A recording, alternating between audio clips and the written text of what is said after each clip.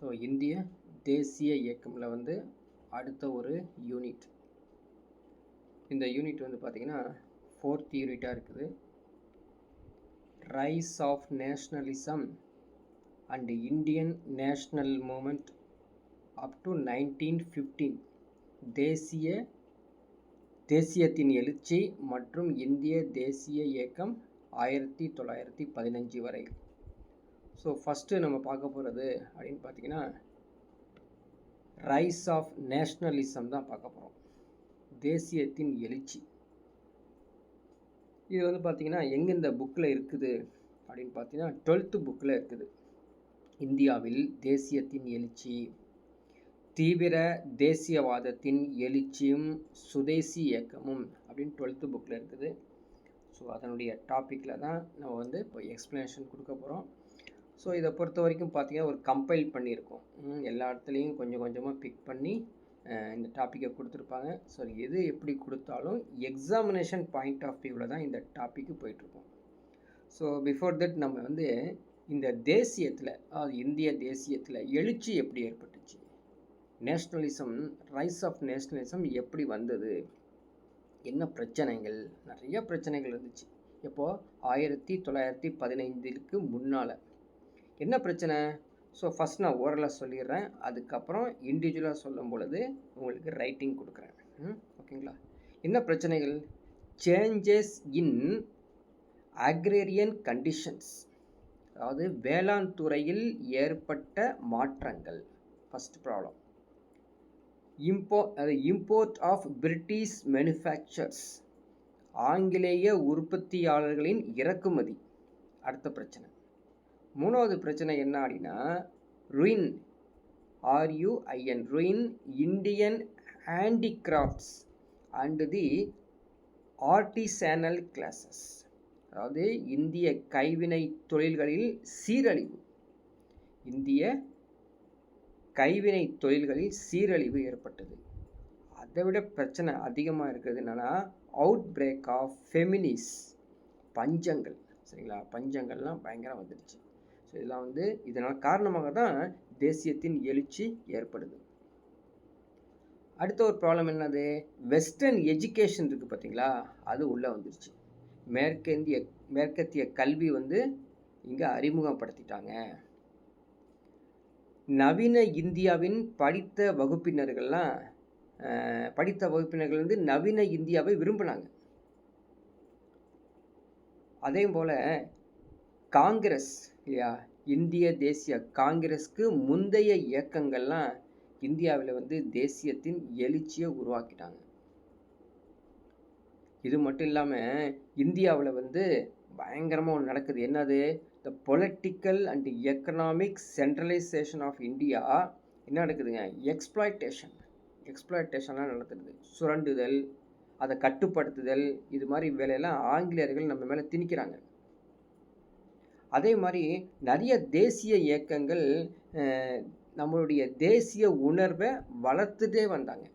சரிங்களா? The growth of national consciousness and the birth of national movement இதெல்லாம் உருவானது. இப்படியே போயிட்டுருக்குது. அதாவது நிறையா வகையில் வந்து நமக்கு இந்த தேசியத்தின் எழுச்சி வந்துக்கிட்டே இருக்குது. இது மட்டும் இல்லாமல் பார்த்தீங்கன்னா நில உடைமை உரிமை, நம்மளை வந்து நியூ லேண்ட் டென்யூஸ்லாம் ப்ராப்ளம் வருது. நீங்கள் லேண்டு வச்சுருந்தீங்கன்னா அது எப்படி இம்ப்ளிகேஷன் பண்ணுறக்கூடிய ப்ராப்ளத்தை கொடுக்குறாங்க. அதே போல் வணிக கொள்கை இருக்குது பார்த்தீங்களா, அதுலேயும் பிரச்சனை. அதாவது இந்த லேசர் ஃபேர் பாலிசி, இண்டஸ்ட்ரியலைசேஷன், தொழிலெலாம் நீக்கப்படுதல், அது நமக்கு வந்து தேசியத்தின் எழுச்சிக்கு காரணமாக இருந்தது. அதுவும் முக்கியமான காரணம்னா பஞ்சங்கள். கேள்விப்பட்டிருப்பீங்க, பயங்கரமாக பஞ்சமாக இருக்கும், சாப்பாடுக்கே வழி இல்லாமல் இருப்பாங்க. அதாவது ஒரு வேளை இல்லை, பல மாதங்கள் சாப்பாடுக்கே வழி இல்லாமல் இருப்பாங்க. நம்ம உற்பத்தி செய்த கோதுமைகளை வேற ஒரு நாட்டுக்கு ஏற்றுமதி செஞ்சிட்ருப்பாங்க இந்த ஆங்கிலேயர்கள். கண்ணுக்கு முன்னாடியே எங்களுக்கு சாப்பாடு இல்லையே, எங்களுக்கு சாப்பாடு கொடுன்னா கிடையாது. அவங்க வந்து அதை காசாக்கணும் அப்படிங்கிறதுக்காக வெளிநாட்டுக்கு அனுப்புவாங்க. மேற்கத்திய அந்த கல்வி இருக்குது பார்த்தீங்களா, மேற்கத்திய கல்வி அது வந்து இறக்கிட்டாங்க. சரிங்களா? அந்த கல்வியோட முறைக்கு பேர் என்னது? மெக்கலே கல்வி முறை. மெக்கலே கல்வி முறை. சரிங்களா? அந்த மெக்கலே கல்வி முறை நம்ம வந்து திணிச்சனால நம்ம தேசியத்தின் எழுச்சி வந்தது. இது மட்டும் இல்லாமல் 1857 அந்த நினைவுகள்லாம் நம்மளை வந்து தேசியத்தின் எழுச்சிக்கு காரணமாயிருச்சு. நிறைய அடக்குமுறை பண்ணுறாங்க, பத்திரிகை சுதந்திரத்தை பறிக்கிறாங்க. இதெல்லாம் தேசியத்துக்கு எழுச்சி வந்ததுங்க. இப்படியே ஒவ்வொன்றா எழுச்சி வருது. சரிங்களா?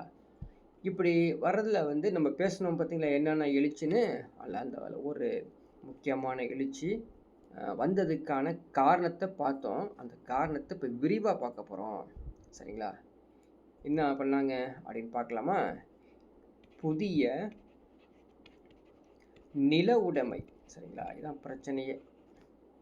புதிய நில உடைமை உரிமைகள்.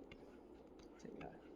இந்த புதிய நில உடைமை உரிமைகள் இருக்குது பார்த்தீங்களா, இதனால் நம்ம தேசிய எழுச்சி ஏற்பட்டுச்சு. The new land tenures of implications of the new land tenures. So என்ன பண்ணாங்க?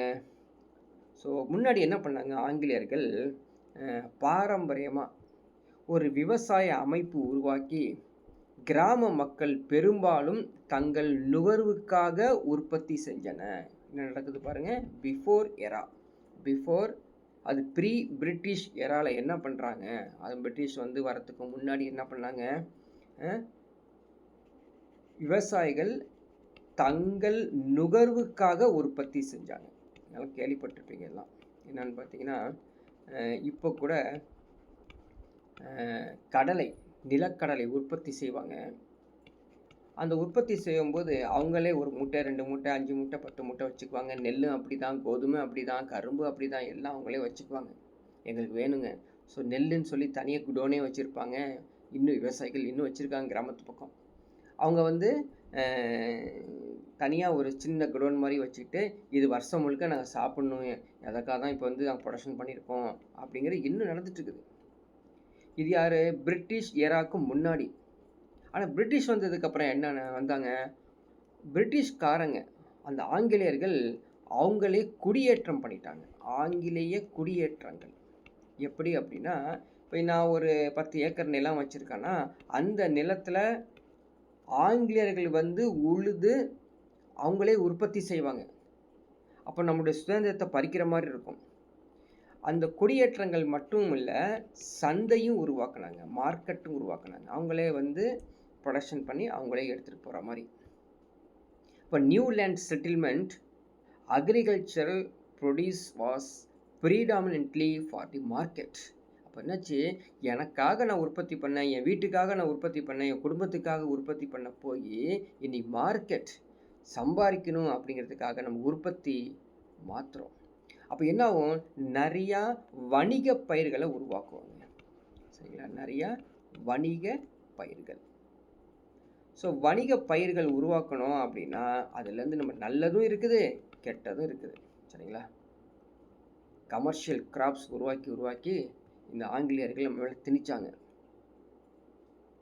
நிலம் பார்த்தாலே அங்கே விவசாயம் பண்ணுற அளவுக்கு பயங்கரமாக வேலைகள்லாம் செஞ்சாங்க. நிறைய நிலத்தை என்ன பண்ணாங்க, நிலத்தை சீரழித்தார்கள். நிறைய நிலத்தை வந்து சீரழித்தார்கள். commodification of land and commercialization of agricultural ruined the lives and the condition of peasants. அதே மாதிரி விவசாயிகளிடையே அதிகமாக அதிருப்தி, முக்கியமானது அதிருப்தி. ஸோ வந்து நிம்மதியாகவே இருக்க முடியல, இவங்க தொந்தரவு பண்ணிக்கிட்டே இருக்காங்க. ஸோ அதிருப்தி நிலவியது, கொந்தளிப்பு உருவானது. created discontent among the peasantry and made them restive. இப்படியே போயிட்டுருக்குது இந்த லேண்டு பிரச்சனையில். அப்போது இவங்க என்ன பண்ணுறாங்க ஆங்கிலேயர்கள், இந்தியருடைய பாரம்பரியம், அவங்களுடைய பாரம்பரியம் இருக்குது பார்த்தீங்களா, இப்படி தான் செய்யணும், அதை வந்து அழிக்கிறாங்க. பாரம்பரியத்தை அழித்தார்கள்.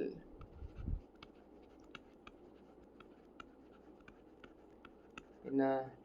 The British destroy the traditional basis of Indian land system. இப்படி தான் செய்யணும் இருந்ததெல்லாம் இவங்களாம் வந்து எல்லாத்தையும் கொலாப்ஸ் பண்ணுறாங்க. வேற என்ன செய்கிறாங்கன்னு தெரியுங்களா? இவங்க நில வருவாய் கொண்டு வராங்க. ஆங்கிலேயர்கள் நில வருவாய், ரெவென்யூ, அந்த லேண்ட் ரெவென்யூ, சரிங்களா, லேண்ட் ரெவென்யூ கொண்டு வராங்க. ஷேரிங் தி ஆக்சுவல் கிராப், சரிங்களா, அதாவது லேண்டு மூலமாக எனக்கு ரெவென்யூ வரணும் அப்படிங்கிறதுக்காக என்ன பண்ணுறாங்க, பயிர் பகிர்வு பண்ணுறாங்க. பயிர் பகிர்வு இது வந்து ரொம்ப ரொம்ப விவசாயிகளுக்கு அது அதிருப்தியும் என்னது தீமையும் விளைச்சதுங்க. இது மட்டும் இல்லாமல் பிரிட்டிஷ் என்ன பண்ணுறாங்கன்னு தெரியுங்களா, ஆங்கிலேயர்கள் ஒரு பணம் எடுக்கணும் அப்படிங்கிற நோக்கத்தை உருவாக்கி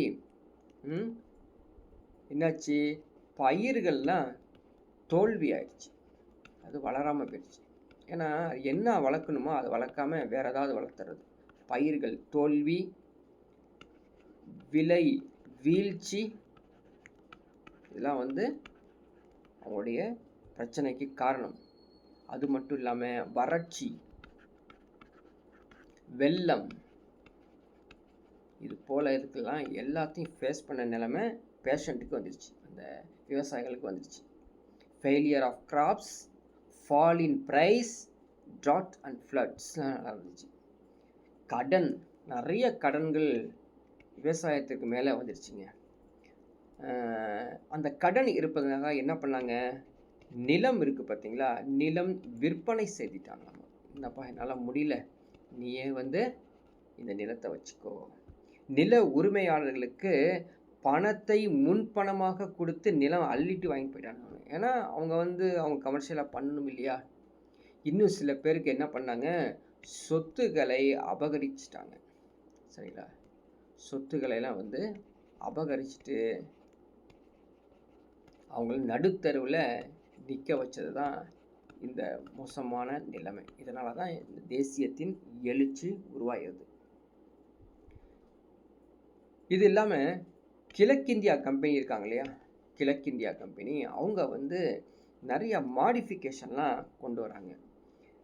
என்ன கொண்டு வராங்க அப்படின்னா, நிலம் விற்பனையே ஒரு சந்தையாட்டமே வைக்கிறாங்க. அதான் அடுத்த பிரச்சனை, நிலம் விற்பனை ஒரு பொருளாக்குறது. So institutionalised commodification of land. அப்போது என்னாச்சு, இந்திய வேளாண்மை வணிகமானது, சரிங்களா, வணிகமானது. So commercialisation of agriculture in India. So institutionalised commodification of land, commercialisation of agriculture, இது போல் நடந்துருச்சு. ஆனால் என்ன ஆகுது, ஆங்கிலேயர்கள் வருவதற்கு முன்னால் ஒரு தனி சொத்துரிமை அவங்கள்ட்ட இல்லை, அதான் பிரச்சனை. என்ன அப்படின்னா, நிலம் வந்து மேக்சிமம் சர்க்கார், அது என்ன சொல்கிறது, கவர்மெண்ட்டே வச்சிட்ருக்கிற மாதிரி. ஸோ பையிங் அண்ட் செல்லிங்கு இது மாதிரிலாம் இல்லாத காலத்தில் இந்த பிரச்சனைகள் இவங்களால் அதை டேக்கிள் பண்ணவே முடியல. இது இல்லாமல் புதிய நில வருவாய் முறைகள் உருவாக்குனாங்க. யார், ஆங்கிலேயர்கள் புதிய நில வருவாய் முறைகள், சிஸ்டம்ஸ் கொண்டு வந்தாங்க. அது மட்டும் இல்லாமல் மார்க்கெட்டுக்கு என்ன தேவையோ அதை தான் நீ ப்ரொடக்ஷன் பண்ணணும், சந்தைக்கு தேவையான உற்பத்தியை பண்ணுறது, சந்தைக்கு தேவையான உற்பத்தியை தான் பண்ணணும். ஸோ இப்போ அங்கே தக்காளி தேவையில்லைன்னா இங்கே தக்காளி போடக்கூடாது, கிரவுண்ட்நட் தான் தேவை அப்படிங்கிற மாதிரி நிலைமையை உருவாக்கிட்டாங்க. ஸோ என்னாச்சு, இதை எதிர்த்து விவசாயிகள் கிளர்ச்சி செய்ய ஆரம்பித்தாங்க இல்லையா. அந்த கிளர்ச்சிகள் நமக்கெல்லாம் கேள்விப்பட்டிருப்போம். ஸோ அந்த கிளர்ச்சிகள் என்னென்ன அப்படின்னு பார்த்தீங்கன்னா, த இண்டிகோ ரிவால்ட் கேள்விப்பட்டிருப்போம் இல்லையா? இண்டிகோ ரிவால்ட் 1859 1860 வரைக்கும் பெங்காலில் நடந்த முக்கியமான ஒரு இண்டிகோ கழகம். ஸோ இண்டிகோ கழகத்துக்கு அப்புறம் பெரும்பாலும் ஐரோப்பியர்களின் நிலங்களில் இந்திய குத்தகை, அதாவது நம்ம நிலத்தை ஐரோப்பியர்கள் வச்சுருக்காங்க, ஐரோப்பியர்கள் நிலத்தை நம்ம போய் குத்தகை எடுத்து நம்ம வந்து இந்த பயிர்களை வந்து உற்பத்தி செய்யணும், இந்த அவங்க சொல்கிற பயிர்கள் தான் போடணும் அப்படிங்கிற பிரச்சனை உருவாகுது. இதான் நம்ம வந்து கேள்விப்பட்டிருப்போம், அவுரி கழகம் அப்படின்னு கேள்விப்பட்டிருப்போம். அவுரா அப்படின்னு கேள்விப்பட்டிருப்போம் இல்லையா? அவுரி கழகம். அதாவது அவுரி பயிர், நிலத்தில் அவுரியை மட்டுமே பயிர் செய்தாக வேண்டும் அப்படின்னு சொல்லி ஒரு பாண்டு மாதிரி, ஒரு ஒப்புக்கொள்கிற மாதிரி தொந்தரவு பண்ணுறாங்க. எந்த ஒரு குறையும் ஆட்சியாளர்களை வந்து நிவர்த்தி பண்ண மாட்டாங்க. சரிங்களா? எல்லா வேண்டுகோளும் அவங்க வந்து என்ன சொல்கிறாங்க, ரெஃப்யூஸ் பண்ணிகிட்டே போகிறாங்க. அதுதான் அடுத்த லெவலில் பார்க்க போகிறது நம்ம இந்த அவுரி கழகம்.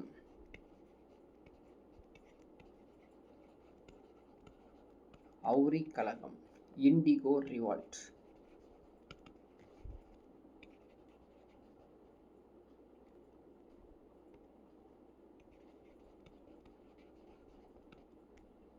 இண்டிகோ ரிவால்ட் என்னங்க அது?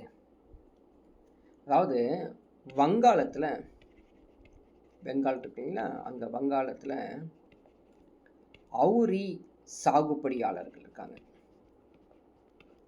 அவுரி சாகுபடியாளர்கள் அவங்க என்ன பண்ணுறாங்க, வேலை நிறுத்தம் செய்கிறாங்க. இதுதான் ஃபஸ்ட்டு அவங்களுடைய இனிஷியல் பிரச்சனை. திடீர்னு நாங்களாம் செய்ய மாட்டோம் அப்படிங்கிற ஒரு வேலை நிறுத்தத்தை உருவாக்குறாங்க. So Bengal indigo cultivators strike was the most militant and widespread patient upswings. யாருங்க இது காரணம்? செப்டம்பர் 1859. அவர் பேர் என்ன ஞாபகம் வச்சுக்கோங்க, எக்ஸாமில் கேட்பாங்க. திகம்பர்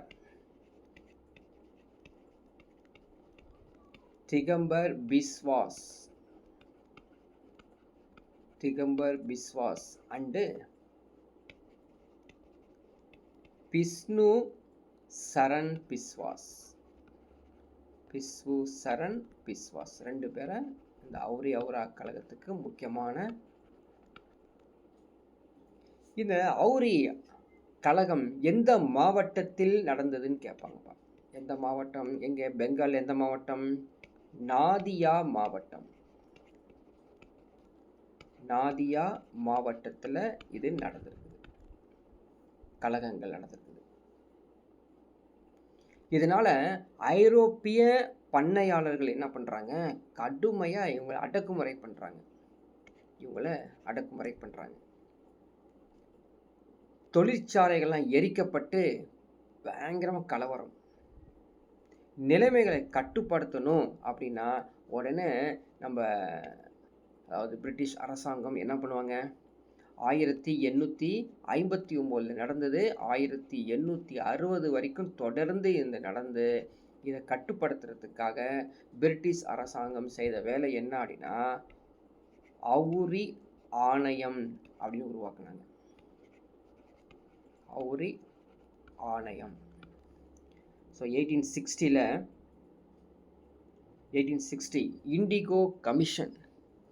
இண்டிகோ கமிஷன்ஸ் வந்து வேணும். Who recommended? யார் ரெக்கமெண்ட் பண்ணாங்க அப்படின்னு ஒரு கொஸ்டின் வரும்ப்பா. யார் ரெக்கமெண்ட் பண்ணாங்க? யாருடைய பரிந்துரையின்படி? அது முக்கியமானது. யாருடைய பரிந்துரையின்படி? 1862 சட்டப்பாகம் 6. சரிங்களா? அதாவது இந்த அவுரியுடைய ஆணையத்தின் பரிந்துரையின்படி ஒரு புதிய சட்டம் உருவாக்கப்பட்டது 1862 அந்த part of the act 6 of 1862 அப்படின்னு சொல்லி ஒரு ஆக்ட் கொண்டு வந்தாங்க.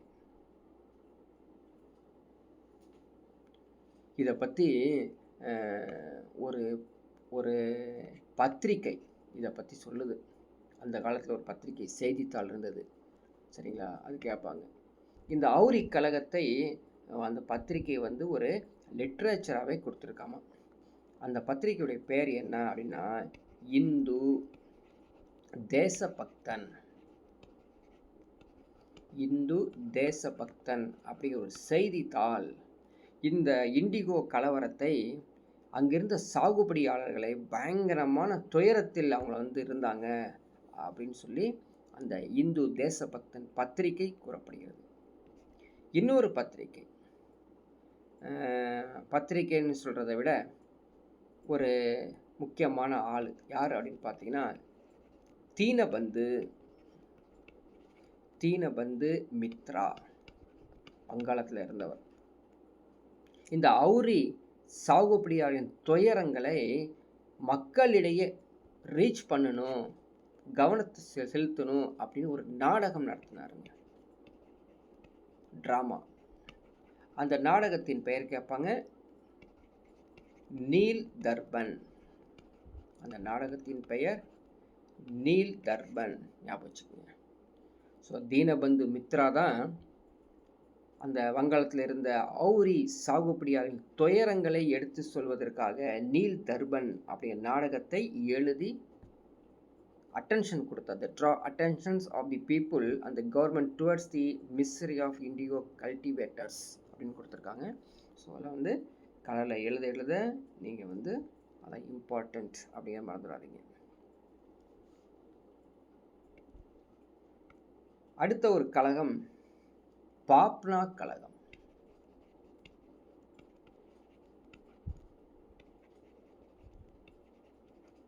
பாப்னா ரிவால்ட் இப்போ நடந்தது 1873 75 வரை நடந்ததுங்க. 2 இயர்ஸ். யாரை எதிர்த்துங்க அப்படின்னு கேட்பாங்க. முக்கியமானது அங்கே பார்த்தீங்கன்னா அந்த ஐரோப்பிய விவசாயிகளுக்கு எதிராக இந்த இண்டிகோ சாகுபடியாளர்கள் போராட்டம் நடத்தினாங்க. ஆனால் இங்கே பாப்னா கழகத்தில் என்ன அப்படின்னு பார்த்தீங்கன்னா யாருக்கு எகென்ஸ்டாக அப்படின்னா ஜமீன்தாருக்கு எகென்ஸ்டா.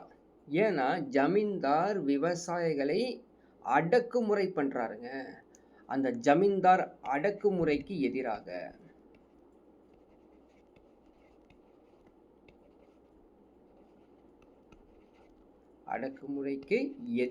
நடந்த ஒரு கழகம். எங்கே அப்படின்னா அதுவும் வங்காளம் தான், பெங்கால தான் நடந்துச்சு. வங்காளத்தில் எந்த மாவட்டம் அல்லது பிளேஸ் அப்படின்னா பாப்னா.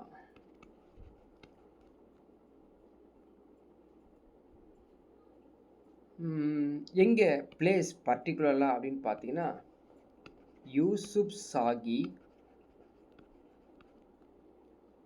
பர்கானா.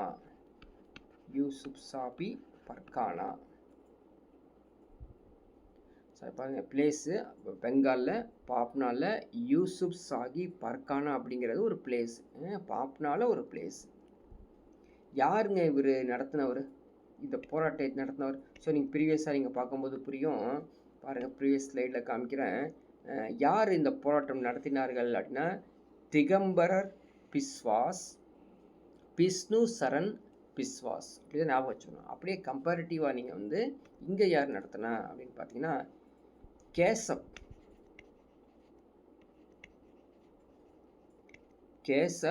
சந்திர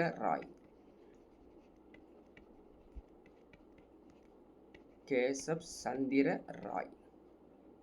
அவர் தான் இந்த போராட்டத்தை, இந்த கழகத்தை ஆரம்பித்தார்.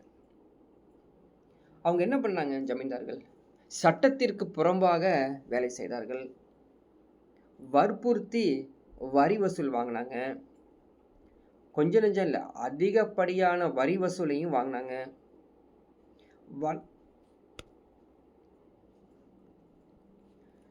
வழக்கமாக என்ன வாங்கணுமோ அது வாங்காமல் அதை விட அதிகமாக வாங்கினாங்க. அதே மாதிரி விவசாயிகள் வந்து வாடகை செலுத்தவில்லை அப்படிங்கிற அடிக்கடி சொல்லி அவங்கள வந்து துன்புறுத்துறது யார்? ஜமீன்தார்கள். இதனால் என்ன பண்ணாங்க இவங்க? கேசவ் சந்திர ராய் என்ன செஞ்சார் அப்படின்னு பார்த்தீங்கன்னா, விவசாய சங்கம் உருவாக்குனாருங்க. விவசாய சங்கங்கள் உருவானது, அது அமைக்கப்பட்டன. விவசாய சங்கங்கள் அமைக்கப்பட்டன. ஆரம்பத்தில் சிறிய அளவில் வன்முறை உருவானதுங்க. சிறிய அளவில் வன்முறையை உருவாக்குனாங்க. சில போராட்டம் நடத்தி சட்ட விழிப்புணர்வு உருவாக்குனாங்க. சட்ட உரிமைகளை மேம்படுத்தினாங்க. இப்படியே மேம்படுத்திட்டு கொஞ்சம் கொஞ்சமாக போனாங்க. இது வந்து அந்த போராட்டக்காரர்கள் செய்கிறத அரசாங்கத்துக்கு வந்து தெரிவிக்கணும் அப்படின்னு செஞ்சது அந்த பாப்னா கழகம்.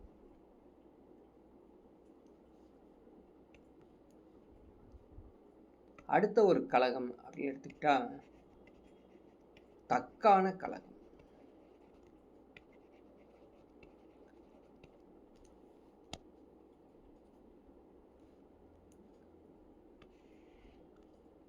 ஆயிரத்தி 875. ஸோ டெக்கன் ரியாட்ஸ், இங்கிலீஷில் சொல்லணும் அப்படின்னா டெக்கன் ரியாட்ஸ். இது என்ன?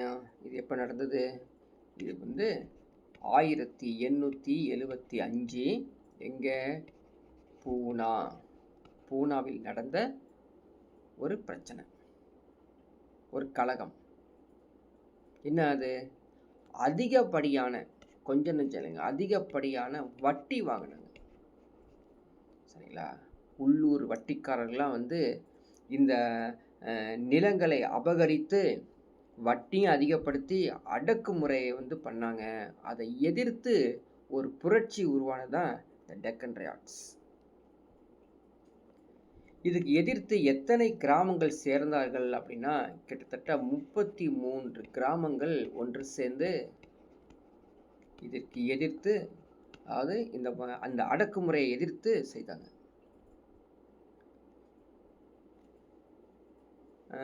யார் அந்த விவசாயிகள்? விவசாயிகளோட பேர்னா அப்படின்னு பார்த்தீங்கன்னா, நமக்கு சொல்கிறோம் இல்லையா, மார்வாடின்னு சொல்லுவோம். சேட்டெல்லாம் மார்வாடின்னு சொல்கிறோம் இல்லையா, அது மாதிரி மார்வாரி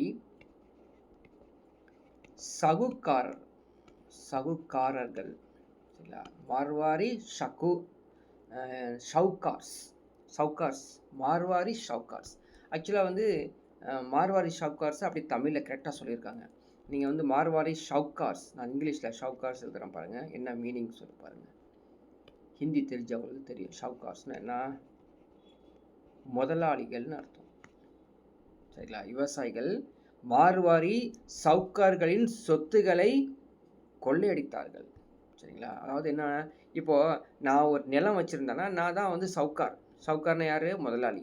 அதாவது இந்த உரிமையாளர், நான் தான் இந்த நிலத்துக்கு உரிமையாளர் தான் சவுக்கார்.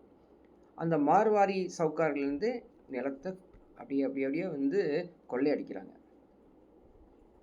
இப்போ காவலர் நோக்கி போகிறாங்க. யார்? இந்த விவசாயிகள் காவலருடைய உதவி தேடி போகிறாங்க. அங்கேயும் அவங்களுக்கு எதுவும் கிடைக்க மாட்டுது. இந்த புரட்சி பயங்கரமாக வெடித்து இராணுவம் அழைத்தார்களாமா. இராணுவம் அழைத்து கட்டுப்பாட்டுக்கு கொண்டு வந்தாங்க. ஒவ்வொரு புரட்சியின் விளைவாக, ஒவ்வொரு கழகத்தின் விளைவாக ஒரு சட்டம் நிறைவேறும். இதுக்கும் ஒரு சட்டம் நிறைவேறிச்சு. அந்த சட்டத்தின் பெயர் தக்கான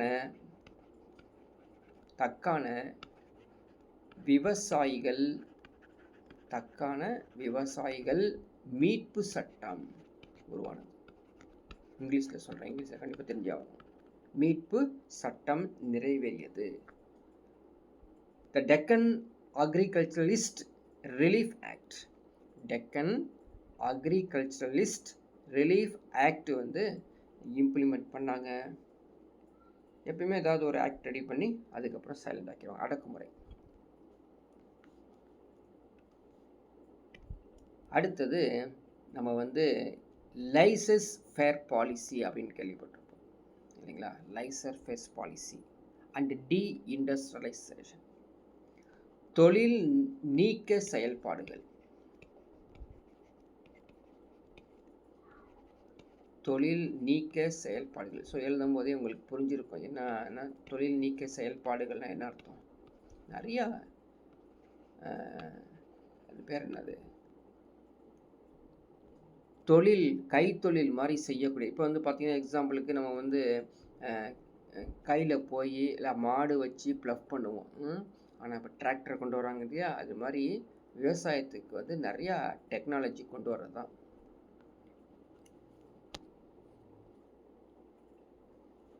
ஸோ இது மட்டும் இல்லாமல் டீஇண்டஸ்ட்ரியலைசேஷன் அப்படின்னா கட்டுப்பாடுகள் அற்ற, சரிங்களா, கட்டுப்பாடுகள் அற்ற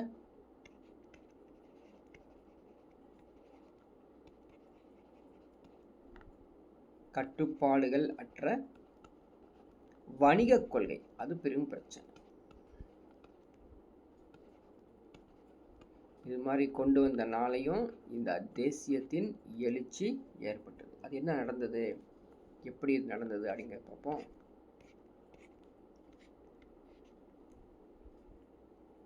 இது மாதிரி நடக்கிறதுக்கு காரணம் என்ன அப்படின்னு பார்த்தீங்கன்னா, இங்கிலாந்தில் தொழில் புரட்சி ஏற்படுதுங்க. இங்கிலாந்தில் வந்து தொழில் புரட்சி. இங்கிலாந்தில் தொழில் புரட்சி ஏற்பட்டால் இந்தியாவில் என்ன ஆகுங்க, தொழில்கள் நீக்கப்பட்டது. இந்தியாவில் இருக்கக்கூடிய தொழில்கள் நீக்கப்பட்டது. ஸோ அவங்க தானே இங்கே ஆட்சி செய்கிறாங்க. அதனால் அவங்களுக்கு அங்கே ஒரு பிரச்சனை வந்துச்சு அப்படின்னா இங்கே தான் இம்பேக்ட் ஆகும். இது மாதிரி நடந்தது எது வரைக்கும் நடந்தது, முதல் உலகப் போர் வரைக்கும் நடந்தது. முதல் உலகப் போர் வரைக்கும் இது மாதிரி தொடர்ந்து நீடித்துச்சு.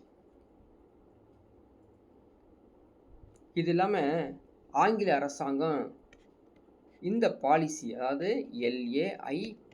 LAISSEZ லைசஸ் ஃபேர் அப்படிங்கிற ஒரு பாலிசி கொள்கை, அதாவது கட்டுப்பாடுகளற்ற சுதந்திர வணிக கொள்கையும் ஃபாலோ பண்ண ஆரம்பித்தாங்க.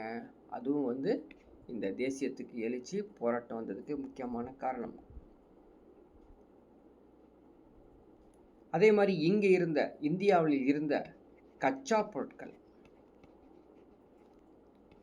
இந்தியாவில் இருந்த கச்சா பொருட்கள் வந்து இங்கிலாந்துக்கு ஏற்றுமதி செஞ்சிட்டாங்க.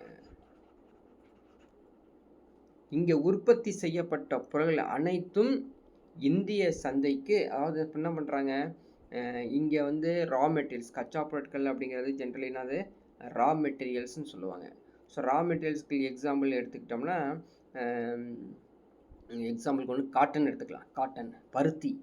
இங்கே உற்பத்தி செய்யப்பட்ட பருத்தி பஞ்சுகளை ஏற்றுமதி செய்து இங்கிலாந்து கொண்டு போய் அங்கே வந்து ஸ்பின்னிங் மில்லு, கார்மெண்ட்ஸ் ரெடி பண்ணி மீண்டும் இந்தியாவுக்கே சேல்ஸ் பண்ணுறாங்க. சரிங்களா? So back to the Indian மார்க்கெட்ஸ்க்கே அது வந்துடுது. ஸோ ஜென்ரலி நீங்கள் வந்து இது ஒன்றும் புதுசு கிடையாது. இப்போ திருப்பூர்லேயே வந்து பார்த்தீங்கன்னா எக்ஸ்போர்ட்னு சொல்லி நிறைய கம்பெனிஸ் இருக்குது. அந்த கம்பெனிஸ் எங்கே போகிறாங்க, வெளிநாட்டுக்கு கொண்டு போயிட்டு அவன் பிராண்டு போட்டு திரும்ப இந்தியாவுக்கே சேல்ஸ் பண்ணுறான். இதுதான் பாலிசி. ஸோ அந்த காலத்துலேருந்து நடக்குது. இப்படியே செய்ய செய்ய என்னாச்சு, இங்கிலாந்துடைய பொருட்கள் இருக்குது பார்த்தீங்களா, ப்ரொடக்ஷன் பண்ண பொருட்கள், ஃபினிஷ்டு குட்ஸ் எல்லாமே இந்தியாவில் அதிகமாக குவிஞ்சிருச்சு. எப்படி நம்ம சைனா மொபைல்ஸ் இங்கே பார்க்குறோம் இல்லையா, அதுபோல் இங்கிலாண்டில் இருக்கக்கூடிய ப்ரொடக்ஷன் எல்லாமே இங்கே வந்து இறக்கி இங்கே வந்து சேல்ஸுக்கு வந்துடுச்சு. இப்படியே போக போக என்னாச்சு, இந்தியாவில் உற்பத்தி செய்த அல்லது இறக்குமதி செய்த துணிகள் அதிகமாக இருக்கனால இந்தியாவில் உற்பத்தி செய்த கைவினைப் பொருட்கள் செய்த ஏதோ செஞ்சு வச்சுருப்பாங்க இல்லையா, அவங்களுடைய விலை குறைந்தது. ஸோ என்னடா அது, வெளிநாட்டிலேருந்து எல்லாமே வந்துருச்சு. இப்போ கூட பார்க்குறோம் இல்லையா, சைனா பட்டாசு வந்துருச்சு, நம்ம வந்து இங்கே இருக்க பட்டாசுக்கு வந்து ரேட் குறைஞ்சிருச்சு அப்படின்னு சொல்கிறோம் இல்லைங்களா, அதே ப்ராப்ளம் தான் நடந்துருச்சு. இதான் வந்து இதுக்கும் இந்த தேசிய எழுச்சி, ரைஸ் ஆஃப் நேஷனலிசத்துக்கு முக்கியமானது. அடுத்த ஒரு பிரச்சனை என்னது, ஃபெமினிஸ்னா நம்ம வந்து கொஞ்சம் திங்க் பண்ணி பார்க்கணும். நீங்கள் போய் நெட்டில் சர்ச் பண்ணலாம், எல்லாத்துலேயும் பார்க்கலாங்க. கொரோனாவில் இறந்ததை நம்ம வந்து நியூஸ் பார்க்குறோம், ஆனால் அந்த காலத்தில் ஃபெமினிஸ்டில் இறந்துருக்காங்க. பஞ்சத்தில் பல லட்சம் பேர் இறந்துருக்காங்க, இந்தியாவிலையும் சரி தமிழ்நாட்டிலையும் சரி. சரிங்களா, அதை பற்றி இங்கே பாடத்தில் சொல்லப்படும், பாருங்கள், கவனிங்க. இந்தியாவில் தொழில் நீக்கம் செய்யப்பட்டது ஒரு பக்கம் இருந்தாங்க. சரிங்களா, தொழில் நீக்கம் செய்யப்பட்டது. இங்கே இருக்க இப்போ எதுவுமே தொழில் செய்ய முடியாது. இப்போது கோல்டு ஸ்மித் இருக்காருன்னா இங்கே கோல்டு ஸ்மித்தாக இருக்க முடியாது, இப்போ எங்கேயாவது பிச்சை எடுக்கணும். அப்படி தான் அவன் கொண்டு வந்தான். அவனுடைய கோல்டு ஸ்மித் இருப்பான், அது மாதிரி. அப்போ என்னாச்சு, தொழில் நீக்கப்பட்டனால கைவினை பொருட்கள் எல்லாரும் வேலை இழந்தார்கள். கைவினை தொழிலாளர்கள் இல்லையா, கைவினை தொழிலாளர்கள் வந்து வேலை இழந்தாங்க.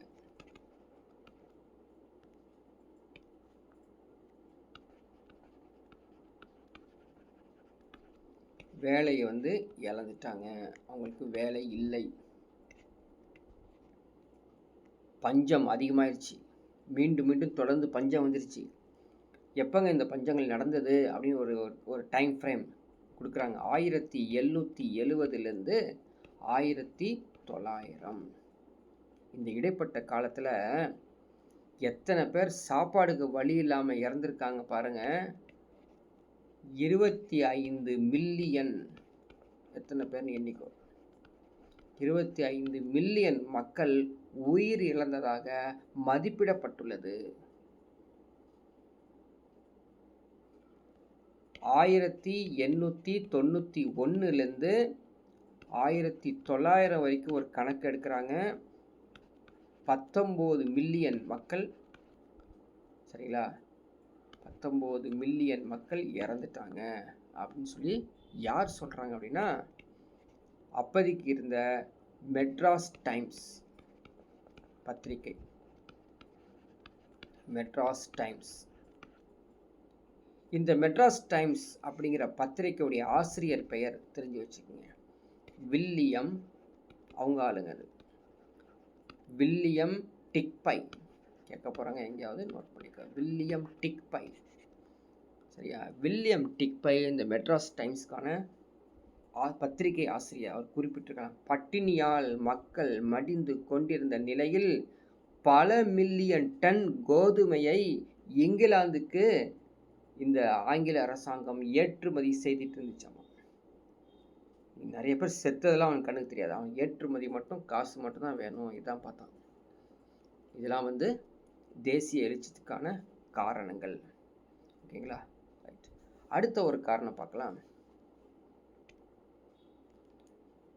இங்கிலீஷில் இது எழுதணும், ஏன்னா முக்கியமான வேலை. இன்டென்ச்சர்டு லேபர். ஸோ இன்டென்ச்சர்டு லேபர், ஒப்பந்த கூலி தொழிலாளர்களுடைய பிரச்சனை.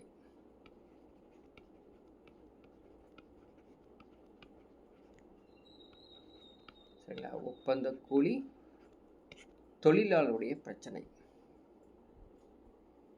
என்ன? ஃபஸ்ட்டு இந்த பிரச்சனைக்கு காரணம் அப்படின்னு பார்த்தீங்கன்னா, பிளான்டேஷன் கிராப்ஸ் அப்படிங்கிற கிராப்ஸை வந்து இன்ட்ரடியூஸ் பண்ணுறாங்க. யார்?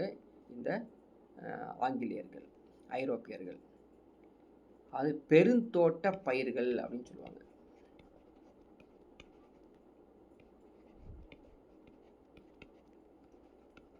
பெருந்தோட்ட பயிர்கள். இது அறிமுகமானது. சரிங்களா? இந்த பெருந்தோட்ட பயிர்களுக்காக அதிக அளவில் அதிக எண்ணிக்கையில் தொழிலாளர்கள் தேவைப்பட்டுச்சு. என்ன மீனிங்கு? தொழிலாளர்களே தேவையில்லை, அவங்களுக்கெல்லாம் வேலை இல்லாமல் இருக்காங்க. இப்போ இந்த ஊருக்காக அதிகமாக தொழிலாளர்கள் தேவைப்படுறாங்க. இதுக்கு பெருந்தோட்ட பயிர்களுக்காக, அந்த அறிமுகத்துக்காக. அப்போது ஏற்கனவே நம்ம பஞ்சத்தில் பிரச்சனை இருக்கும். இதில் வேலை கிடைக்குது, நம்ம வேலைக்கு போகலாம் அப்படின்னு சொல்லி கிட்டத்தட்ட 1833 1843 இந்த காலகட்டத்தில் அதிகமான ஒப்பந்த கூலி தொழிலாளர்கள் ஒரு இடத்துலேருந்து இன்னொரு இடத்துக்கு புலம்பெயர்ந்து வேலைக்கு செய்ய ஆரம்பிச்சிட்டாங்க. அதான் இன்டென்ஷர்டு லேபர் சிஸ்டம்.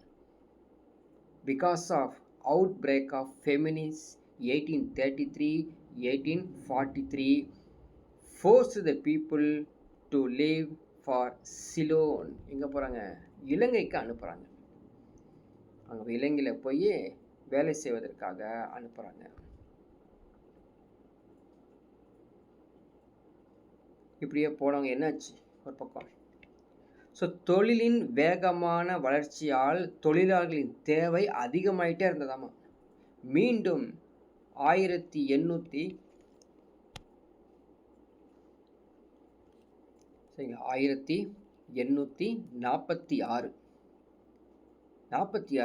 பார்த்தீங்கன்னா கிட்டத்தட்ட ஒரு 80,000 கூலி தொழிலாளர்கள் தேவைப்பட்டுச்சாமா. இந்த 80,000 கூலி தொழிலாளர்கள் யார் அப்படின்னா அனைவரும் தமிழர்கள்.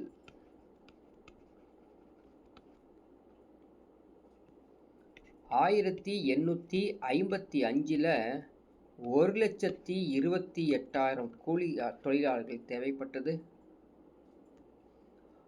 1877 3,80,000 கூலி தொழிலாளர்கள் தேவைப்பட்டுச்சு. என்னாச்சு? ஒரு இடத்துலேருந்து இன்னொரு இடத்துக்கு போகிறாங்க.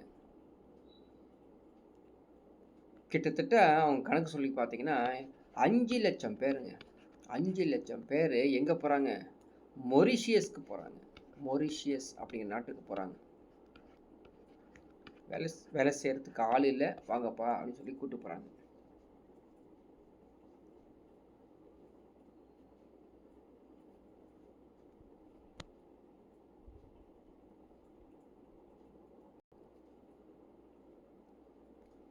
ஸோ வேலைக்கு கூப்பிட்டு போன அந்த மொரிஷியஸ் அதுக்கப்புறம் என்ன ஆகும்னு தெரியும், கேள்விப்பட்டிருப்பீங்க.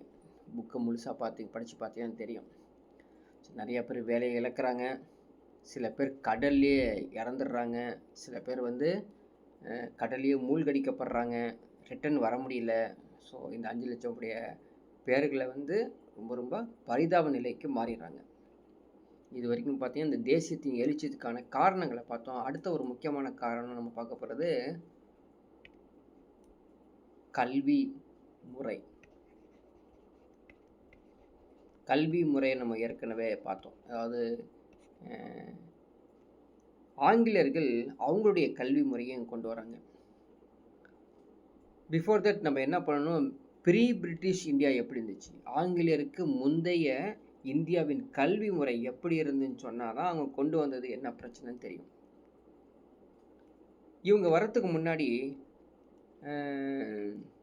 நம்ம ஆளுங்க என்னது, சாதி மதம் இதெல்லாம் பிரச்சனை இருந்தது. இந்த சாதி படிக்கக்கூடாது, அந்த மதம் இந்த மதத்துக்கு போகக்கூடாது, இது மாதிரி பிரச்சனைகள்லாம் இங்கே வச்சுட்டு இருக்காங்க. இங்கே இந்தியாவில் இருக்குது. எப்போது? பிரிட்டிஷ் வரத்துக்கு முன்னாடி. பிராமணர்கள் தான் உயர்நிலை. சரிங்களா? பிராமணர்கள் உயர்நிலை அப்படிங்கிற ஒரு நிலை இருந்தது. அது நம்ம எல்லாருமே கேள்விப்பட்டது தான். அவங்க தான் படிக்கணும் இல்லைங்களா? பிராமணர் தான் படிக்கணும், பிராமணர் தான் அர்ச்சகர் ஆகணும், பிராமணர் தான் ஆசிரியர்கள் ஆகணும். இதுதான் அவனுடைய நிலைமையே அந்த காலத்தில். எப்போ? பிரிட்டிஷ் வரத்துக்கு முன்னாடி. அப்படி என்ன படித்தாங்க அவங்க, நம்மளாம் படிக்க விடாமல் அப்படின்னு பார்த்தீங்கன்னா சமஸ்கிருதம். சமஸ்கிருத மொழியை அவங்க படித்து அவங்க தான் முன்னேற்றத்தில் இருப்பாங்க. தொழில்நுட்பத்திலையும் அவங்க தான் இருப்பாங்க, கட்டட கலையிலையும் அவங்க தான் இருப்பாங்க. இது மாதிரி நிறைய வேலைகள் அவங்க செஞ்சிட்ருக்காங்க. நம்ம வந்து அது கீழே இருக்கவங்கள வர முடியாது. அவங்களுக்கு என்ன சொன்னோம், ஒடுக்கப்பட்டோர்கள், தடை செய்யப்பட்டோர்கள் அப்படின்னு சொல்கிறோம். சரிங்களா? அவங்கள வந்து லோ கேஸ்ட், பேட் உமன், சரிங்களா? இது மாதிரி அவங்கள வந்து கல்வி முறையை கொண்டு வந்து படிக்க முடியாமல் வச்சுருக்க காலம்தான் பிரிட்டிஷ் வரத்துக்கு முன்னாடி. ஈஸ்ட் இந்தியா கம்பெனி வந்துடுறாங்க இல்லையா? அவங்க வந்ததானே ஈஸ்ட் இந்தியா கம்பெனி. அவங்க என்ன பண்ணுறாங்க, அவங்களுடைய ஆட்சியில் கல்வியை வளர்ச்சி பண்ணுறாங்க. ஸோ ஜென்ரலாகவே வந்து நம்ம ஆங்கிலேயர்களை இப்படி செஞ்சிட்டாங்க அப்படிங்கிறது உண்மைதான். ஆனால் அவங்கள்ட்ட நம்ம நிறையா கற்றுக்கிட்டோம், நிறையா ரூல்ஸ் அண்ட் ரெகுலேஷன்ஸ்லாம் நம்ம கற்றுக்கிட்டோம், படிக்க தெரிஞ்சுக்கிட்டோம் தான். ஸோ கல்வி பற்றி சொல்லணும் அப்படின்னு பார்த்தீங்கன்னா, ஈஸ்ட் இந்தியா கம்பெனி கல்வி வளர்ச்சி அப்படின்னா ஆரம்பத்தில் 1781 வாரன் ஹேஸ்டிங்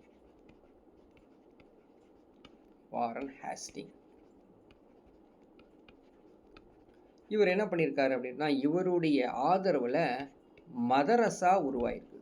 மதரசா. ஸோ மதரசா அப்படிங்கிறது ஒரு அரபி சொல். இதோடைய அர்த்தம் கல்லூரி அப்படின்னு அர்த்தம். கல்லூரி, சரிங்களா? காலேஜை தான் மதரசான்னு சொல்கிறாங்க. சரி, இப்போ கூட நீங்கள் வந்து நிறையா மதரசா இந்த மாஸ்க் பக்கத்துலலாம் இருக்கிறதுக்கு காரணம் ஒரு கல்லூரியை தான் அவங்க வந்து அரபி சொல்லாக மதரசா அப்படின்னு பயன்படுத்துகிறாங்க. இப்போ அந்த காலத்தில் வந்து முகலாயர்கள், சுல்தான்கள் ஆட்சி செய்தனால அந்த அரபிய சொல்லை தான் பயன்படுத்துகிறாங்க மதரசா அப்படின்னு. அதை வந்து வாரன் ஹேஸ்டிங் வந்து சப்போர்ட் பண்ணி இப்போ கண்டினியூ பண்ணிக்கங்க, கல்லூரிலாம் வச்சுக்கங்க, மதரசா வச்சுக்கங்க அப்படின்னு சொல்கிறாரு. அது இல்லாமல் கல்வியை மேம்படுத்துவதற்காக முயற்சிகளாக வாரன் ஹேஸ்டிங் பண்ணியிருக்காரு. 1791 காரன் வேலிஸ்.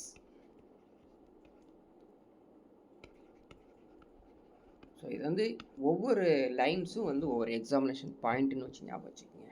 So you can't think about history.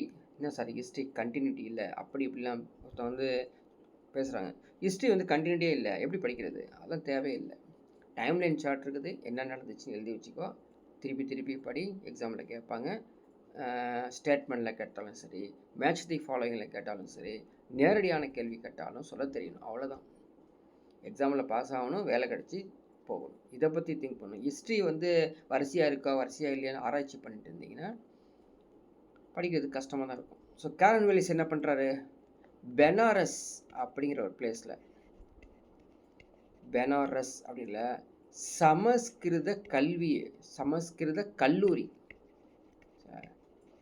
சமஸ்கிருத கல்லூரியை உருவாக்குறாருங்க.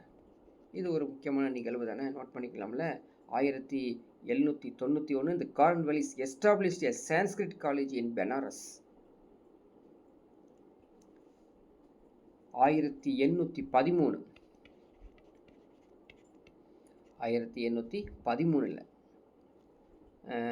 அதாவது கம்பெனி சார்ட்டர்னு கேள்விப்பட்டிருப்பீங்க இங்கிலீஷ் மீடியம் ஸ்டூடெண்ட்ஸ். கம்பெனி சார்ட்டர்னா என்ன மீனிங்? நிறுவனத்தின் சாசனம். தமிழில் வந்து நிறுவனத்தின் சாசனம். ஸோ தமிழ் எழுதுனா இங்கிலீஷில் சொல்கிறேன், இங்கிலீஷில் சொன்னால் இங்கிலீஷில் எழுதுனா தமிழில் சொல்கிறேன், ரெண்டுத்தையும் எழுதுனா நிறைய நேரங்கள் ஆகும். ஸோ 1813 நிறுவனத்தின் சாசனம். ஸோ அந்த அடிப்படையில் என்ன பண்ணுறாங்க, வழக்கமான கல்வி கொள்கைக்கான முன்முயற்சி எடுக்கிறாங்க. சரிங்களா? அது இது education is very very important அப்படின்னு சொல்லி இந்த பிரிட்டிஷ் அது ஈஸ்ட் இந்தியா கம்பெனி எடுக்கிறாங்க. 1817 அதாவது எப்படி சொல்கிறது அப்படின்னு பார்த்தீங்கன்னா, ஹேஸ்டிங்ஸ், அதே வாரன் ஹேஸ்டிங்ஸ் அப்படிங்களா, அவர் வந்து அவருடைய தயவில் ஆதரவில் வடமொழி பள்ளி, ஸோ நார்த் சைடில் இருக்கக்கூடிய லாங்குவேஜை பயன்படுத்தி ஸ்கூல்ஸ். யார் மூலமாக ஸ்டார்ட் பண்ணாங்க? மிஷனரி மூலமாக ஸ்டார்ட் பண்ணாங்க. இவர் இருக்கும்போது தான் கல்கத்தால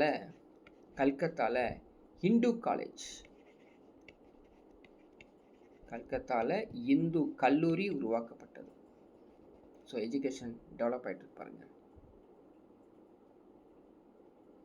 இன்னொரு முக்கியமானவர் இவர் ஆட்சி காலத்தில் இருக்கும் பொழுது யார் அப்படின்னு பார்த்தீங்கன்னா, அவர் பேர் அலெக்சாண்டர்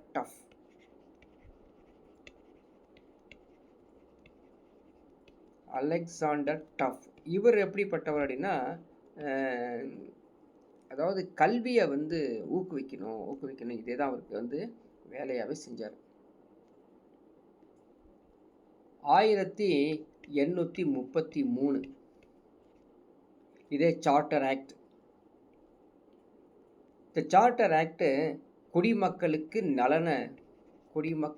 நலன் அப்படிங்கிற மாதிரி நிறைய வேலைகளை செஞ்சாங்க. சரிங்களா?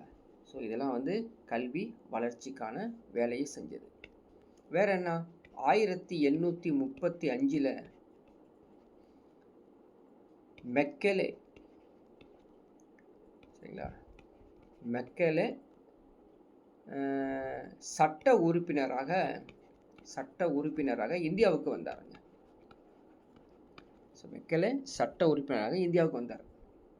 ஆங்கிலத்தை இந்தியாவின் இலக்கிய மற்றும் அதிகார மொழியாக மாற்ற பரிந்துரைத்தார் அப்படின்னு கொடுத்துருக்காங்க. ஸோ மெக்கலே பற்றி ஞாபகம் வச்சுக்கணும். இவர் சட்ட உறுப்பினர் இருக்கும்போது இங்கிலீஷ் வந்து கொண்டு வந்து திணிச்சிருக்கார். அதனால இன்றைக்கும் இங்கிலீஷ். ஸோ இங்கிலீஷ் பொறுத்த வரைக்கும் we cannot say like language. English is not a language. It's a communication media மாதிரி தான். எந்த ஒரு லாங்குவேஜுக்கும் மீடியேட்டர் லாங்குவேஜ் தான் அந்த இங்கிலீஷாக பயன்படுத்தியிருக்காங்க, இப்போயும் யூஸ் பண்ணிருக்காங்க. அடுத்த ஒரு முக்கியமானவர் பார்த்தீங்கன்னா வில்லியம்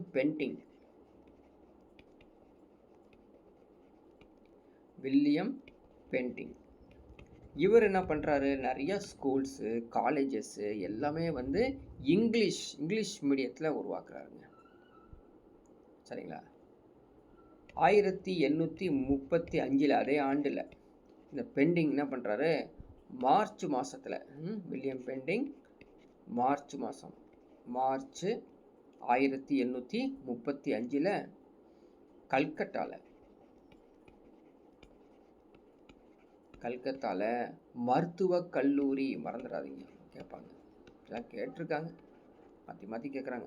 மருத்துவக் கல்லூரியை நிறுவினார். ஸோ மெடிக்கல் காலேஜ் வந்து கல்கட்டாவில் வந்து 1835 நிறுவியவர் யாருன்னா வில்லியம் பெண்டிங்.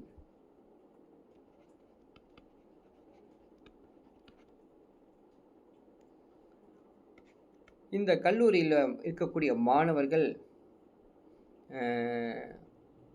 1844 இந்த டோட்டல் மெடிக்கல் காலேஜில் படிக்கக்கூடிய அந்த ஸ்டூடெண்ட்ஸ் வந்து அவங்களுடைய கல்வி முடிக்கணும் அப்படின்னா லண்டனுக்கு போய் தான் முடிக்க முடியும். இங்கே முடிக்க முடியாது. இங்கே படிச்சுக்கலாம். ஸோ லண்டனில் போய் தான் நீங்கள் வந்து முடிக்கணும் அப்படின்னு நிலைமை இருந்தது. 1845 பம்பாய் கிராண்ட் மெடிக்கல் காலேஜ், இன்னும் ஃபேமஸ், இப்போ கூட இருக்குது, கிராண்ட் மெடிக்கல் காலேஜ் உருவானது.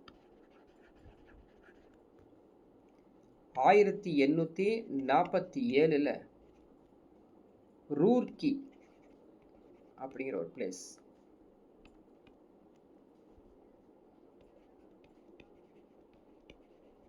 ரூர்க்கியில் வந்து தாம்சன் இன்ஜினியரிங் காலேஜ், தாம்சன் பொறியியல் கல்லூரி உருவானது.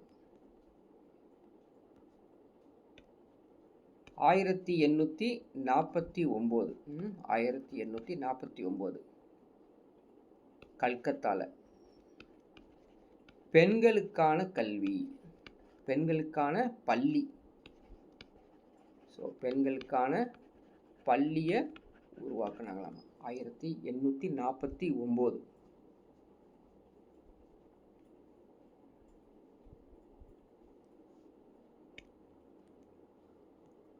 அதே போல்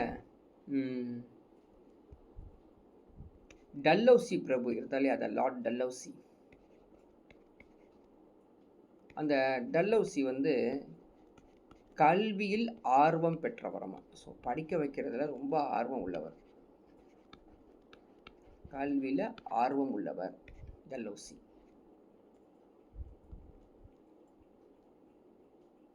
இவர் என்ன பண்ணுறாரு பார்த்தீங்கன்னா, நார்த் வெஸ்ட் ப்ரொவின்சிஸ் மாகாணங்கள், நார்த் வெஸ்ட்டு மாகாணங்கள் நார்த் இந்தியாவில் ஒருத்தர் கவர்னர் அப்போதைக்கு இருந்தார் அங்கே நார்த் வெஸ்ட் மாகாணத்தில். அவர் பேர் வந்து பார்த்தீங்கன்னா லெப்டினன்ட்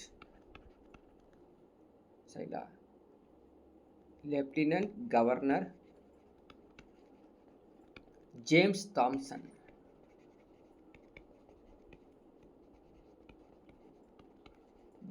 தாம்சன். இவர் ஒரு முக்கியமான ஒரு வேலை செய்கிறாருங்க. என்ன வேலை செய்கிறாரு? இப்போ நீங்கள் இங்கிலீஷ் படிக்கணும்னு சொல்கிறீங்க, படிச்சுக்கோ. ஆனால் இவர் கொண்டு வந்த முறை என்ன அப்படின்னா, உள்ளூர் மொழி கொள்கை, உள்ளூர் மொழி கல்வி முறையை கொண்டு வந்தாருங்க. சரிங்களா? டல்ஹௌசி உள்ளூர் மொழி கல்வி முறையை ஒப்புதல் அளித்தார்னு சொல்லலாம். கொண்டு வந்த ஒப்புதல். He designed by James Thomson, the Lieutenant Governor of the North West Provinces. He approved the system of vernacular education. இங்கிலீஷில் பாருங்கள், இதுக்கு பேர் vernacular education. வெர்னாக்குலர் எஜுகேஷன் சிஸ்டத்தை கொண்டு வந்தவர் James Thomson. So lieutenant governor of the north west provinces. இதனால் என்ன பண்ணுறாரு அப்படின்னு பார்த்தீங்கன்னா, டல்ஹௌசி உள்ளூர் மொழிகளை கல்வி நிறுவனங்களை அதிகமாக கொண்டு வராரு. மெக்கலே என்ன சொல்கிறாரு, இங்கிலீஷ் தான் படிக்கணும்னு சொல்லிட்டு போயிருக்காரு. ஆனால் டல்ஹௌசி நிறைய உள்ளூர் கல்வி முறையை கொண்டு வராரு. ரெண்டாவது, இவங்க வந்து ஹெல்ப் பண்ணியிருக்காரு. எப்படி தெரியுங்களா? இதுக்கு முன்னாடி கேஸ்ட்டு ரிலிஜனுக்கு டிஃப்ரென்ஷியேட் பண்ணாங்க, டிஸ்கிரிமினேஷன் பண்ணாங்க. ஆனால் இவங்க வந்து ஜாதி மதம் எதுவுமே பொருட்படுத்தாமல் அனைவருக்கும் என்ன கொடுத்தாங்க? சப்சிடரிஸ் கொடுத்தாங்க, மானிய உதவி கொடுத்தாங்க. படிப்பதற்காக மானிய உதவி கொடுத்துருக்காங்க. முக்கியமான ஒரு அறிக்கையை சொல்லலாம். என்னன்னா, 1854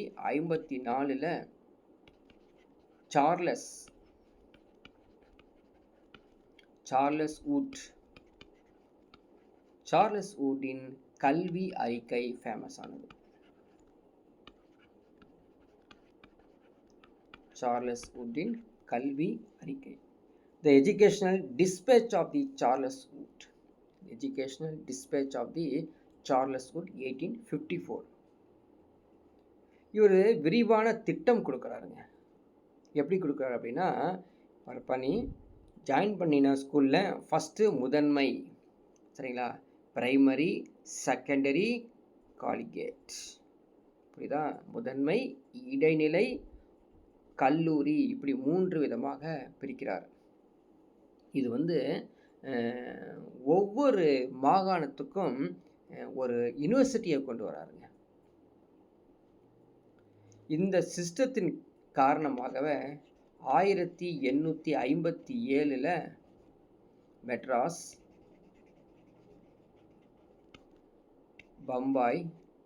பாம்பே, கல்கத்தா, இந்த 3 பிளேஸில் என்ன கொண்டு வராங்க? யூனிவர்சிட்டிஸ் உருவாயிருக்குங்க, college universities. 1857. So these are the British India contribution of the educational system.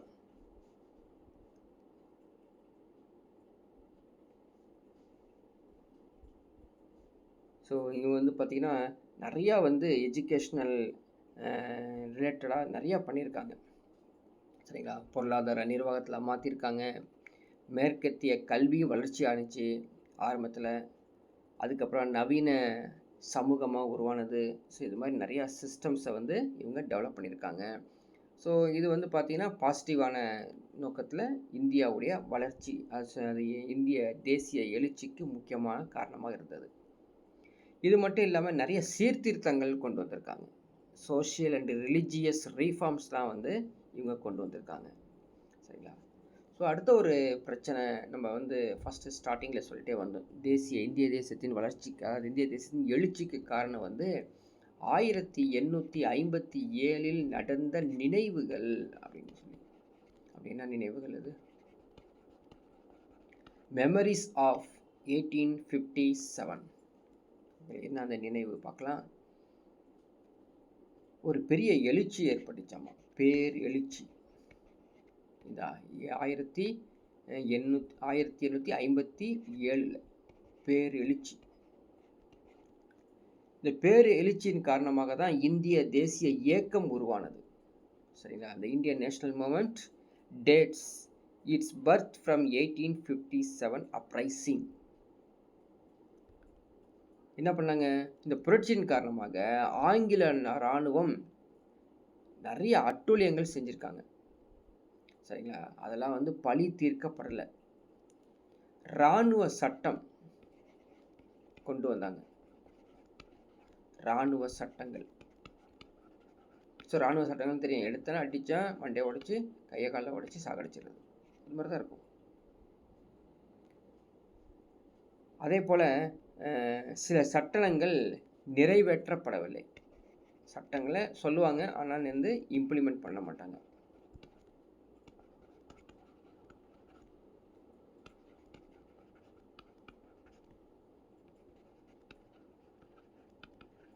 சரியா? அடுத்தது என்ன அவங்களுடைய பிரச்சனைகள்லாம், உடனே சென்டென்ஸ்டு, மரண எக்ஸிக்யூஷன் சொல்லுவாங்க இல்லையா, மரண தண்டனை கொடுத்துருவாங்க. ஸோ எக்ஸிக்யூஷன் சொல்லுவாங்க இது. ஸோ எந்த ஒரு முன்னறிவிப்பு இல்லாமல் உடனே டக்குன்னு ஒரு நல்லா உனக்கு வந்து மரண தண்டனை அப்படின்னு சொல்லிடுவாங்களாமா. அந்த அளவுக்கு மோசமானது. இன்னொரு பிரச்சனை இவங்கள்ட்ட என்ன அப்படின்னு பார்த்தீங்கன்னா, இன பாகுபாடு செஞ்சுருக்காங்க. பிரிட்டிஷ் இந்தியா நம்முடைய இந்தியர்களை இன பாகுபாடு, இதெல்லாம் வந்து தேசிய எழுச்சிக்கு காரணமாக இருந்துச்சு. ஆங்கிலேயர்கள் இன பாகுபாட்டு கொள்கையை பின்பற்றினார்கள் அப்படின்னு வந்து நம்ம படிச்சிருப்போம். ஸோ ரேஷியல் டிஸ்கிரிமினேஷன் த இங்கிலீஷ் ஃபாலோட் எ பாலிசி அப்படின்னு பார்த்துருக்கோம். என்ன பண்ணாங்க? உயர் பதவியில் வந்து அவங்கள தான் உட்கார வச்சுக்குவாங்க, நம்மளை வந்து லோயர் போஸ்ட் தான் கொடுப்பாங்க. எல்லாத்துலேயும் அவங்களுக்கு வந்து அதாவது அவங்க தான் முன்னேற்றப்படணும், அவங்க தான் முன்னேறி பயணியராக போகணும், அவங்க தான் ப்ரோக்ரஸ் ஆகணும் அப்படின்னு தான் இவங்களுடைய கொள்கையாக இருக்கும். அதுவும் எப்படி செய்வாங்க? எல்லாமே வந்து திட்டமிட்டு செய்வாங்க. திட்டமிட்டு அவங்க ஆங்கிலேயர்கள் ஒரு டாப் போஸ்ட்டுக்கு நான் கேள்விப்பட்டிருக்கேன். சரிங்களா? So on the basis of என்னென்னா, ஒரு ஒரு இண்டஸ்ட்ரி இருந்துச்சுன்னா அந்த இண்டஸ்ட்ரியுடைய டாப் ஹெட்டு வந்து ஒன்லி இங்கிலீஷ் மேன் தான் இருப்பான். அவங்களுக்கு கீழே இருக்கக்கூடிய டீம்ஸ் எல்லாருமே இங்கிலீஷ் மேன் தான் இருப்பாங்க. ஸோ யாருங்க? இந்தியர்களாக வேலை செய்வார்கள், கூலியாளர்களாக தான் இந்தியர்களை வச்சுக்குவாங்க. இது மாதிரி டிஸ்கிரிமினேஷன்ஸ் வந்து செஞ்சுருக்காங்க. அதே மாதிரி வயது வரம்புலையும் வித்தியாசம். ஸோ எக்ஸாம்பிளுக்கு சொல்ல போனோம்னா, அவங்க வந்து 70 வயசு வரைக்கும் வேலை செய்யலாம், நம்மளாம் வந்து 50 வயசு வரைக்கும் வேலை செய்யலாம். இது மாதிரி வயது வரம்பில். அதே மாதிரி என்ட்ரி வேலைக்கு வரதில் கவர்மெண்ட் ஜாப்ஸ் சொல்லுவாங்களே, பப்ளிக் சர்வீஸ் கமிஷன்ஸில் வந்து பார்த்திங்கன்னா வித்தியாசத்தை கொடுப்பாங்க. இது மாதிரி நிறைய டிஸ்கிரிமினேஷன் செஞ்சது இந்திய தேசிய எழுச்சிற்கு காரணம். 1870 124A பிரிவு அப்படின்னு ஒன்று கொண்டு வந்தாங்க. இது இந்திய தண்டனை சட்டம். சரிங்களா? இந்திய தண்டனை சட்டம், ஐபிசின்னு சொல்லுவாங்க, இந்தியன் பீனல் கோட். அது உருவாக்குனாங்க. அதுவும் நம்மளுக்கு வந்து பாதகமாக தான் இருந்தது. 1878 பிராந்திய மொழி சட்டம்.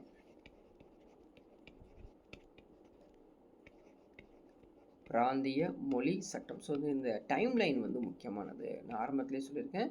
So lower year to higher year வரைக்கும் இந்த பகுதியில் நீங்கள் வந்து ஒரு தனியாக ஒரு சார்ட் மாதிரி போட்டு ரிப்பீட்டடாக படிச்சுட்டு வாங்க, ஞாபகத்தில் இருக்கும். So vernacular press act 1878. Vernacular press act 1878. அதே மாதிரி abolition of custom duty, resistance to Ilbert bill.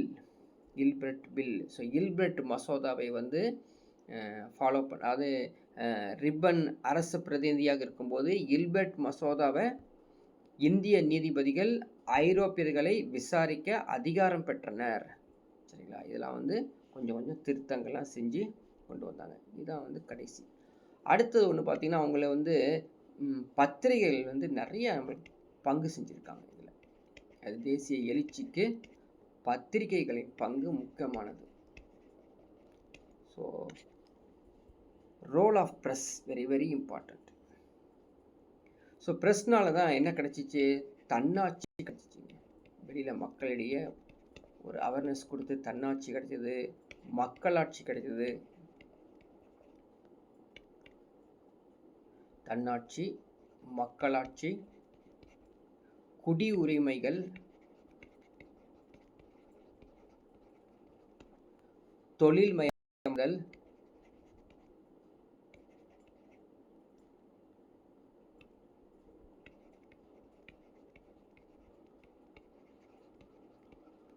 இது மாதிரி நிறைய நவீன சிந்தனைகளை இந்த பத்திரிகையுடைய பங்கு. So the press helped people to spread modern ideas of self-government, democracy, civil rights, industrializationலாம் உருவாக்குனாங்க. அதுக்கப்புறம் 1821 ராஜாராம் மோகன் ராய். ராஜாராம் மோகன் ராய் இவர் என்ன வங்காளத்தை சேர்ந்தவர். இவர் வந்து பெங்கால் லாங்குவேஜில், சரிங்களா, பெங்கால் லாங்குவேஜில் ஒரு ரைட்டிங் எழுதியிருக்காருங்க, டெக்ஸ்ட் எழுதியிருக்காரு. சம்வத் கௌமுதி. சம்வத் கௌமுதி, சரிங்களா. பாரசீக மொழி பத்திரிகையான மிராத் உல் அக்பர், அதை வந்து அப்படியே அவர் வந்து வங்க மொழியில் எழுதுகிறாருங்க. ஸோ பாரசீக மொழியுடைய அந்த பத்திரிகை பேர் வந்து மிராத் உல் அக்பர்.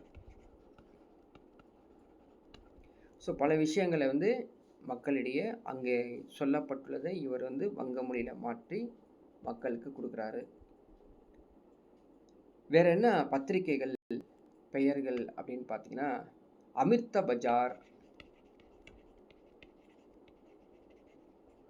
அமிர்த பஜார் பத்திரிகா, இது பத்திரிகையுடைய பேர், அது நியூஸ் பேப்பர்ஸ் நேம் பத்திரிகா. அடுத்து தி பாம்பே கிரானிக்கல், பாம்பே கிரானிக்கல். தி ட்ரிபியூன், தி ட்ரிபியூன், ட்ரிபியூன். தி இண்டியன்,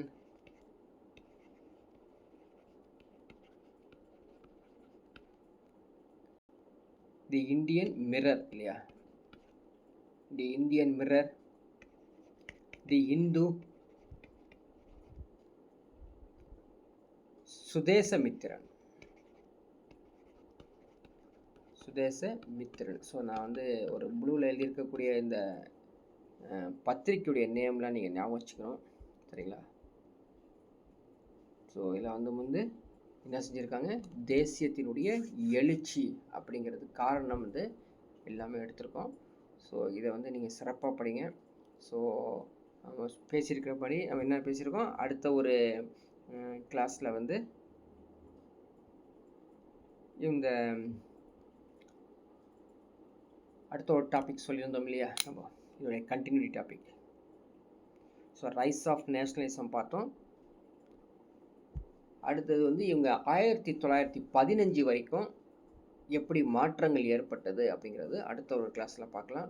இது ஒரு கண்டினியூட்டி டாபிக் தான். இது நெக்ஸ்ட் கிளாஸில் நம்ம பார்க்கலாம்.